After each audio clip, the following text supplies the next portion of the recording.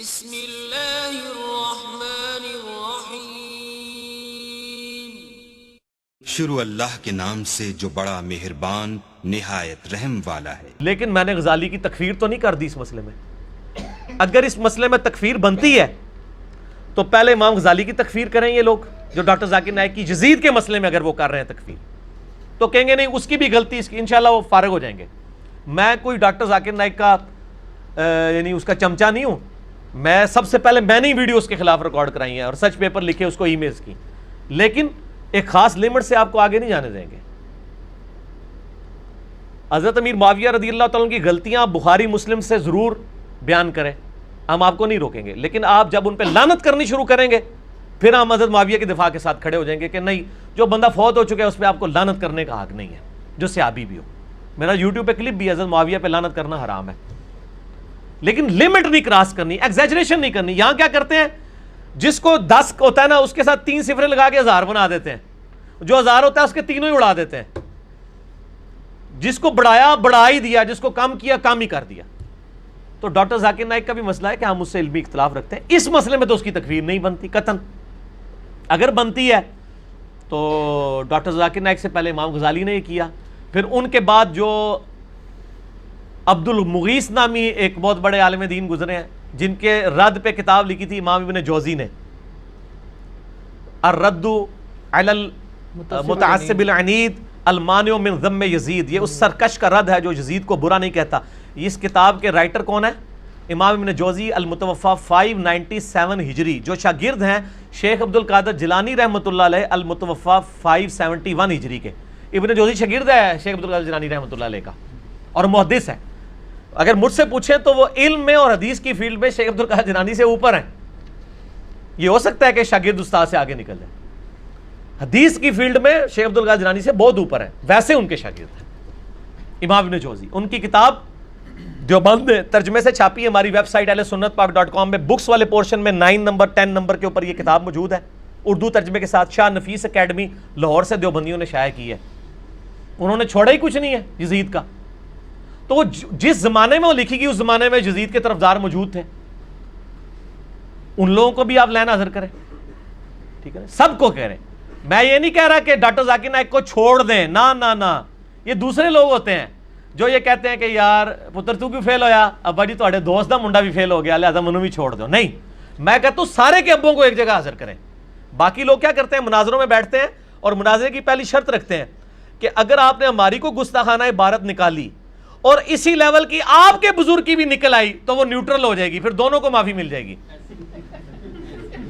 ہاں سر، وہ پنڈی والے مفتی صاحب اور ایک پنڈی والے، ایک سعودیہ والے کے جو بڑے بھائی ہیں پنڈی والے، دونوں کا جو مناظرہ ہوا ہے اس کی شرائط کے سٹارٹ میں یہی ہے کہ اگر آپ نے کوئی ہمارے بزرگ کی گستاخی نکالی اور وہی گستاخی آپ کے بزرگ کی بھی نکل آئی تو ہونا چاہیے جیسے کہ دویا نہیں بیڑا غرق، انہوں نے کہا جو دویا نو معافی مل جائے گی۔ ہم وہ نہیں ہیں، ہم کہتے ہیں جب نکلے گی تو دونوں فارغ۔ ہم کہتے ہیں آپ ڈاکٹر ذاکر نائک کا بھی رد کریں، آپ امام غزالی کا بھی رد کریں، آپ عبد المغیث کا بھی رد کریں، آپ ان سارے لوگوں کا رد کریں۔ اور آپ کو پتا ہے احمد بریلوی صاحب نے کیا لکھا ہے؟ انہوں نے کہا ہم یزید پہ لعنت کرتے نہیں ہیں، کسی کو روکتے نہیں ہیں۔ تو یزید پہ تو احمد بریلوی صاحب نے بھی لعنت نہیں کی ہے،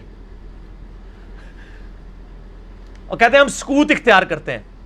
تو یہ پنڈی والے مفتی صاحب کا یہ موقف ہے کہ یزید کے مسئلے میں ان کو تو کہا جاتا ہے شمشیر اعلیٰ حضرت، جس اعلیٰ حضرت کی وہ شمشیر ہے وہ تو کہتے ہیں ہم یزید پہ لعنت کو جائز نہیں سمجھتے،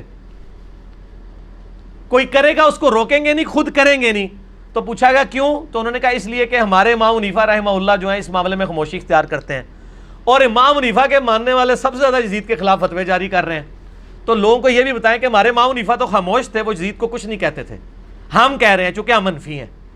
تو لوگ آپ کو خود ہی پوچھیں گے کہ آپ کون سے حنفی ہیں کہ آپ کے امام صاحب تو خاموش تھے۔ میں یہ ان کو الزامی بات کر رہا ہوں، میں ان کے ساتھ نہیں ہوں، میں تو یزید کے بھی خلاف ہوں اور یزید کو تخت حکومت پہ بٹھانے والوں کے ساتھ بھی علمی اختلاف رکھتا ہوں، ٹھیک ہے جی۔ مجھے تو کسی سرٹیفکیٹ کی ضرورت نہیں ہے، اور میں ایسی کھلی کتاب ہوں اس مسئلے کے اندر کہ دنیا میں مجھے جس طرح عمار ابن یاسر کو شیعہ ثابت کرنے کے لیے کسی دلیل کی ضرورت نہیں ہے نا، اس طرح مجھے شیعہ علی میں سے ثابت کرنے کے لیے پولیٹیکل ٹرم میں کسی کے سرٹیفکیٹ کی ضرورت نہیں ہے۔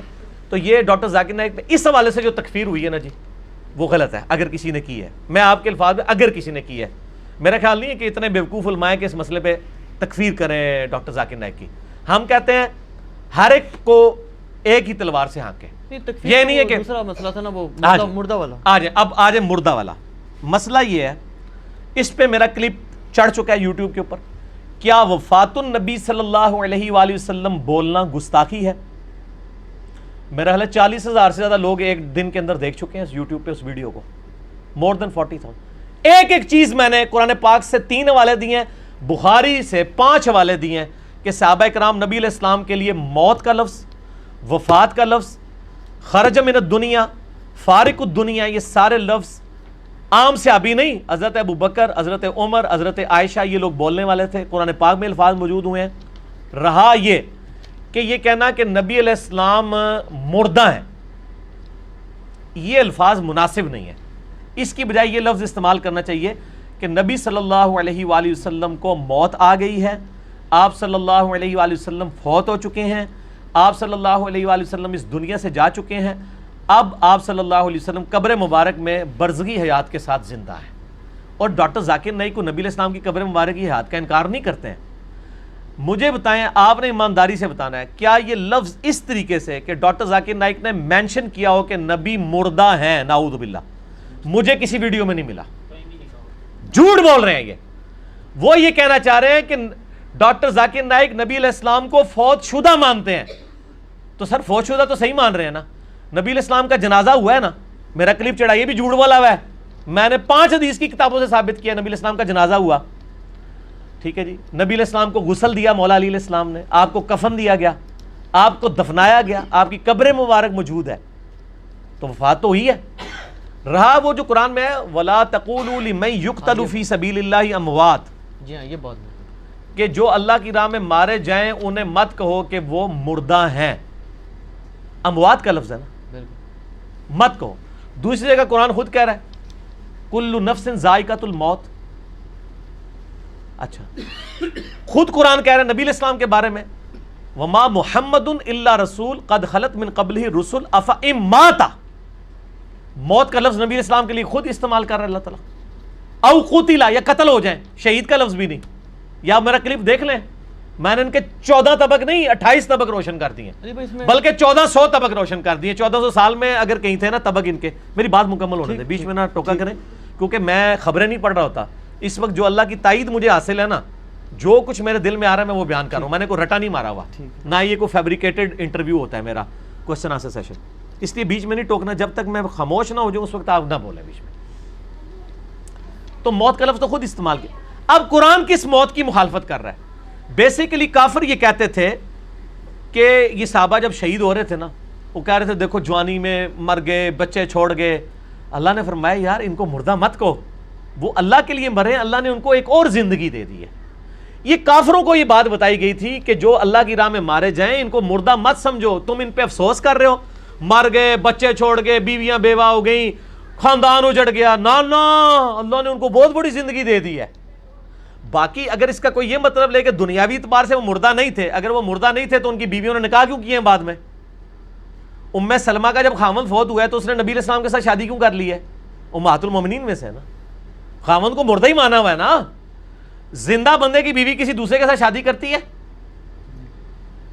مانا ہوا ہے نا. نبی علیہ السلام کی بیویاں کو جو دوسروں سے شادی کی نہیں ہے, اس کی ریزن یہ نہیں ہے کہ نبی علیہ السلام کی مبارک زندگی ہے, نہیں, اس کی ریزن قرآن میں آئی ہے النبی اولا بالمؤمنین من انفسہم وازواجہ امہاتہم. نبی کی بیویاں امت کی مائیں ہیں, چونکہ ماں کے ساتھ نکاح نہیں ہو سکتا اس لیے وہ نکاح منع ہے. ورنہ کیا نبی علیہ السلام کی وفات کے اوپر ان کی بیویوں نے سوگ نہیں کیا؟ سر سوگ کیا نا.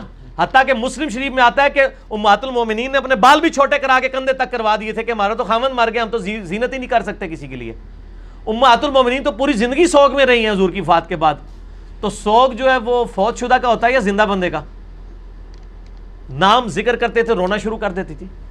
دنیا سے تو فوت ہوئے ہیں نا. بخاری مسلم سے میں نے ثابت کیا ہے کہ حضرت ابو بکر صدیق کا جو پہلا خطبہ ہے بخاری کے اندر کتاب المغازی چیپٹر میں, انہوں نے آگے قرآن کی آیت پڑھی ہے انک میت و انہم میتون, بے شک اے نبی تمہیں بھی موت آنی ہے, تمہارے مخالفین کو بھی موت آنی ہے.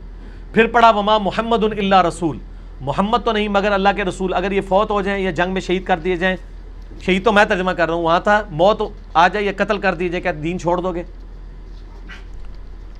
اور پھر آپ نے فرمایا الا لوگو آگاہ ہو جو من کان یعبد محمدا فإن محمد قد مات، جو کوئی محمد کی عبادت کرتا تھا جان لے کہ محمد صلی اللہ علیہ وسلم مات کا لفظ ہے. مات کا ترجمہ کیا ہوگا؟ وصال شریف یا موت شریف؟ مات عربی کا لفظ ہے، وفات کا لفظ بھی نہیں. آپ صلی اللہ علیہ وسلم کو موت آ گئی ہے. کسی سے ابھی نے نکاح جی آپ نے نبی علیہ السلام کو مردہ کہہ دیا، آپ گستاخ رسول ہو گئے ہیں، یا آپ نے کہہ دیا آپ صلی اللہ علیہ وسلم کو موت آ گئی، آپ گستاخ رسول ہو گئے ہیں. اور کہا من کان یعبد محمدا فإن محمد قد مات ومن کان یعبد اللہ، اور جو کوئی اللہ کی عبادت کرتا ہے فإن اللہ حی لا یموت، تو جان لو بے شک اللہ تعالیٰ کو ابھی موت نہیں آئے گی، وہ ہمیشہ زندہ رہے گا.